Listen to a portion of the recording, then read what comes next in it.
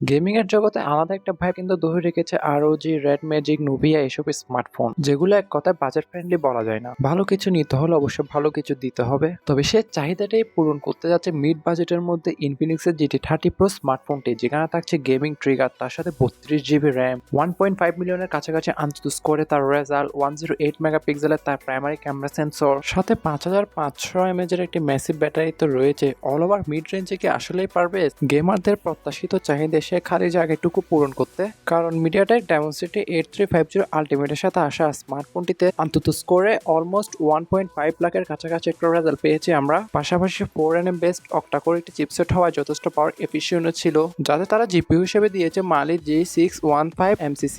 ফলে এক কথা আমি বলবো যে আপনি খুব একটা যে হাই রেঞ্জ ফ্ল্যাগশিপ একটা পারফরমেন্স পাবেন তা না, তবে মিড রেঞ্জে কিন্তু ভালো একটা পারফরমেন্স পাবেন। পাবজির মতন গেম 90 FPS এ রেখে প্লে করা যাচ্ছিল, তার সাথে জনপ্রিয় যেসব গেম রয়েছে আপনার ডেল্টা ফোর্স, সিওডি মোবাইল, এগুলো মোটামুটি ভালো গ্রাফিক্সে রেখে প্লে করা যাচ্ছিল। আর ফ্রি ফায়ারের কথা উঠলে তো সেটা এক কথায় মাখনের মতন ছিল। সাথে UFS 4.0 স্টোরেজ টাইপ, ব্যাপারটা ছিল এক কথায় সোনায় সোহাগা। আর হিট ডিসিপেশন এরিয়ার কথা মাথায় রেখে এখানে কিন্তু আপনার ভিসি কুলিং চেম্বার ইউজ করা হয়েছে। অল ওভার চিপসেট হিসেবে পারফরমেন্সটাও মোটামুটি ভালো কাতারেই রাখা যাচ্ছিল। কিছুটা প্রসঙ্গ ডিসপ্লের ব্যাপারে বলা যাক, কারণ বলতে পারেন যে প্রসেসর ভালো দেওয়ায় ডিসপ্লেতে কস্ট কাটিং করেছে না। এখানে কিন্তু 6.78 ইঞ্চি মাপের 144 হার্জ রিফ্রেশ রেট যুক্ত 1.5K রেজুলেশনের এটি সুপার অ্যামোলেড ডিসপ্লে ইউজ করা হয়েছে। তবে এখানে LTPO আশা করেছিলাম আমি। 1600 নিটসের পিক ব্রাইটনেস যুক্ত ডিসপ্লেটি চেনেও বেজেলটা খুবই সিমেট্রিক্যাল টাইপের রাখা হয়েছে। আর এটিকে প্রোটেকশন করার জন্য কর্নিং গোরিলা গ্লাস 7 এর প্রোটেকশন থাকছে। অল ওভার ডিসপ্লেটা যদি আপনার গেমিং এর যদি ইন্টেন্স না থাকেও যদি মাল্টিমিডিয়ার ক্ষেত্রে ইন্টেন্স থাকে, তাহলে অনেক ভালো একটা পারফর্ম আপনাকে দিবে। কালার ক্যালিব্রেশনটাও যথেষ্ট ব্রাইট এবং অ্যাকুরেট ছিল, কারণ 440 পিপি ডেনসিটি রয়েছে এতে।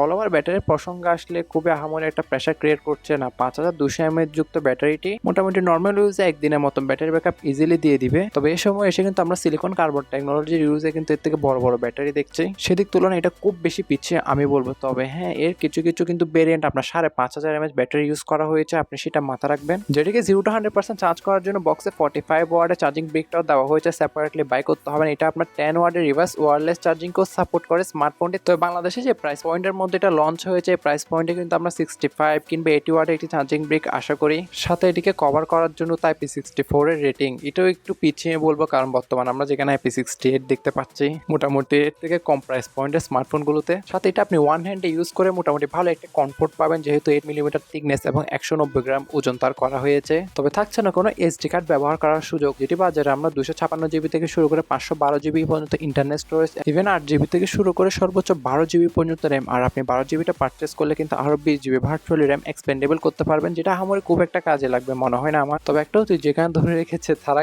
গেমিং স্মার্টফোনগুলোতে কিন্তু ক্যামেরাতে তারা সব থেকে বড় স্যাক্রিফাইসটা করে। তবে এক্ষেত্রে 108 মেগাপিক্সেলের বড় একটা হাইলাইট ফিউচার দেখলো আমারই খুব একটা স্যাটিসফাইড ছিল না ক্যামেরা রেজাল্টটা। তার সাথে 8 মেগাপিক্সেলের একটি ডিসেন্ট আলট্রা ওয়াইড আর 13 মেগাপিক্সেলের একটি সেন্ট্রাল পাঞ্চের selfie camera. All over back camera দ্বারা সর্বোচ্চ 4K তে 30 fps ভিডিওগুলো শুট করা যাচ্ছিল। তবে আপনি 1080p তে কিন্তু ভিডিওগুলো শুট করে মিনস বেশি মজা পাবেন। সেক্ষেত্রে থাকছে না কোনো OIS এর সাপোর্ট। অল ওভার ক্যামেরা রেজাল্টও একটা অ্যাভারেজ কিংবা সেমি অ্যাভারেজ টাইপের রেজাল্ট ছিল। অল ওভার সবকিছু বিস্তারিত ইন ডিটেইলস ভিডিওতে আলোচনা করা হবে অবশ্যই, সেটি মিস দিতে না চাইলে check out with our channel. আর হ্যাঁ, এটা আপনার 2.0 এর কিন্তু বাইপাস চার্জিংকেও সাপোর্ট করে, ফলে গেমিং এর সময় কিন্তু আপনি চার্জিং এ দিয়েও খেলতে পারবেন। আর সাউন্ড কোয়ালিটি নিয়েও চিন্তা করতে হবে না, যেহেতু এতে আপনি ডিউয়াল স্টেরিও স্পিকারের JBL সাপোর্ট রয়েছে, যেটা ভবিষ্যৎ 2 বছরের মেজর আপডেট মিন্স বর্তমানে out of the box Android 15 এর লঞ্চ হয়েছে আর XOS 15 এর UI হিসেবে থাকছে। তবে গেমিং স্মার্টফোন হিসেবে UIটা আসলে আহামরি খুব একটা মানুষের মনে জায়গা করতে পারবে তা না। এখানে ব্লুটুথ এবং অ্যাডস দিয়ে কিন্তু সম্পূর্ণ ভরা ছিল, তবে সেগুলো যদি রিমুভ করে নিতে পারেন তাহলে সেক্ষেত্রে একটু বেটার রেজাল্ট পাবেন আর কি।